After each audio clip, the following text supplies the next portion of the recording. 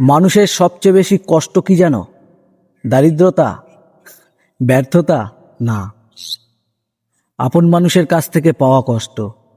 পর মানুষের কাছ থেকে কষ্ট পেলে সেই কষ্ট গায়ে লাগে না, কিন্তু যেই মানুষটার সঙ্গে আমি ছোট থেকে বড় হয়েছি, যেই মানুষটার সঙ্গে আমি গল্প শেয়ার করতাম, আমার স্বপ্ন শেয়ার করতাম, আমার জীবনের যাবতীয় সব কিছু তার সঙ্গে শেয়ার করতাম, সেই মানুষটা যখন একসময় বদলে যায় না,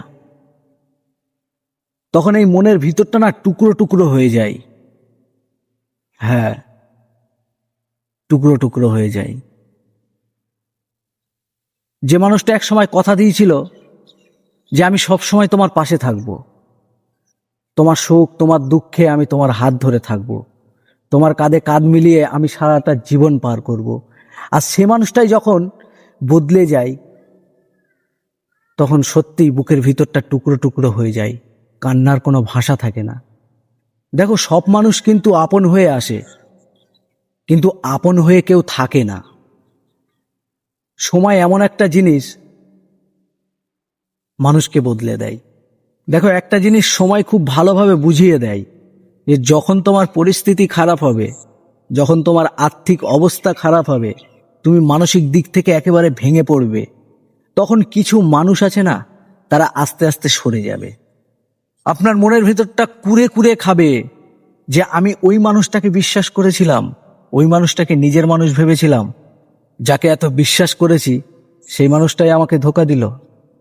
তবে এমন কিছু মানুষ এখনো এই পৃথিবীতে আছে যারা তোমার দুঃখের সময় সুখের সময় পাশে থেকেছে, এখনো পাশে আছে।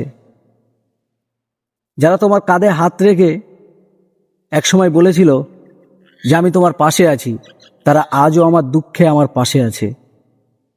যদি এমন কোনো মানুষ তোমার জীবনেও থেকে থাকে, তোমার দুঃখে তোমার সুখে যদি তোমার পাশে থাকে, তাহলে এমন মানুষকে হারিও না। তার কারণ টাকা চলে গেলে টাকা আবার ফিরে পাওয়া যায়, সম্মান চলে গেলে সম্মান আবার ফিরে পাওয়া যায়, সাফল্য আবার তৈরি করা যায়, কিন্তু নিজের মানুষ, আপন মানুষ একবার দূরে চলে গেলে না, সেই আপন মানুষকে কখনো ফিরিয়ে আনা যায় না। তাই যদি আপনার জীবনে এমন কোনো মানুষ থাকে যে আপনার কাঁধে হাত রেখে আপনাকে দুঃখের সময় বলবে যে আমি পাশে আছি, তো তোমার চিন্তা কিসের, এমন মানুষ যদি আপনার জীবনে থেকে থাকে, তাকে কখনো হারিও না। কারণ মানুষ দিন শেষে একটা জিনিসই নিয়ে যায়, সেটা হচ্ছে ব্যবহার, ভরসা। ভিডিওটা ভালো লাগলে একটা লাইক দিয়ে যেও। আর আমি এরকম প্রতিদিন রাত 8:30টায় ভিডিও পোস্ট করি।